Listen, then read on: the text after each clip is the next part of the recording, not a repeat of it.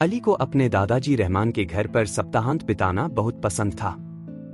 यह जगह धूल भरी किताबों, पुरानी घड़ियों और अजीबोगरीब आधी अधूरी मशीनों से भरी एक खजाने की पेटी की तरह थी। लेकिन सबसे दिलचस्प चीज कार्यशाला के कोने में रखी थी, बटन और लीवर वाली एक जंग लगी कुर्सी। दादाजी हमेशा इसे टूटी हुई टाइम मशीन कहते थे और इस पर हंसते थे। एक दिन जब दादाजी चाय बना रहे थे, अली कुर्सी पर बैठ गया, समय यात्री होने का नाटक कर रहा था।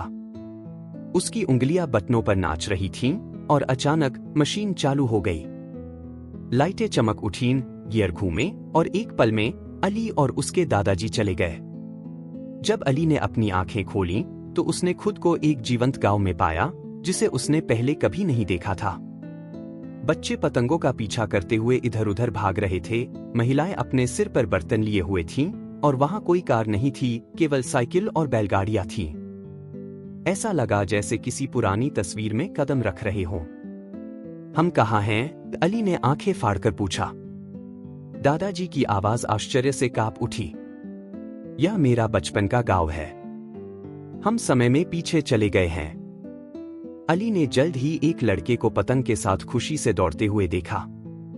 दादाजी, वह लड़का, वह बिल्कुल आपकी तरह दिखता है। दादाजी मुस्कुराए। वह मैं हूं, जब मैं आपकी उम्र का था। वे युवा रहमान के पीछे पीछे गांव में चले गए। दादाजी यादों में खोए हुए लग रहे थे। वे स्थान जो वे लंबे समय से भूल चुके थे, अब फिर से जीवंत हो गए थे।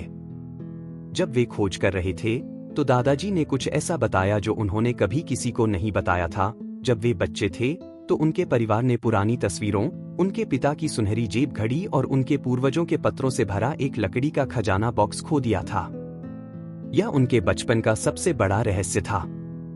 अली ने मदद करने का निश्चय किया।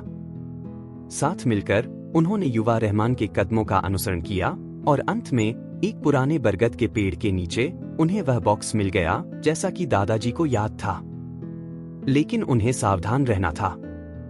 वे अपने छोटे से रूप को उन्हें देखने नहीं दे सकते थे या वे भविष्य बदल सकते थे। अली, कभी कभी अतीत में सबसे छोटा बदलाव भी हमारी सभी जानकारी को फिर से लिख सकता है, दादाजी ने चेतावनी दी। सावधानी से उन्होंने बॉक्स लिया और टाइम मशीन में वापस आ गए।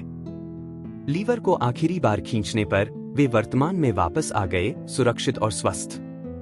कार्यशाला में दादाजी ने कांपते हाथों से लकड़ी का बक्सा खोला। अंदर खोई हुई तस्वीरें, पत्र और सोने की पॉकेट घड़ी थी जो इतने सालों बाद भी चमक रही थी। धन्यवाद अली, दादाजी ने फुसफुसाते हुए कहा, उनकी आंखों में आंसू थे। तुमने सिर्फ खजाना वापस नहीं लाया, तुम मेरे दिल का एक टुकड़ा वापस लाए हो। उस दिन से वे कार्यशाला में साथ साथ काम करते रहे, घड़ियां बनाते और पुरानी टाइम मशीन को ठीक करते, यात्रा करने के लिए नहीं बल्कि यह याद दिलाने के लिए कि परिवार ही असली खजाना है, चाहे आप कहीं भी हों या जब भी हों। नैतिक। कभी कभी सबसे बड़े रोमांच हमें नई जगहों पर नहीं ले जाते बल्कि वापस वहीं ले जाते हैं जहां हम वास्तव में हैं।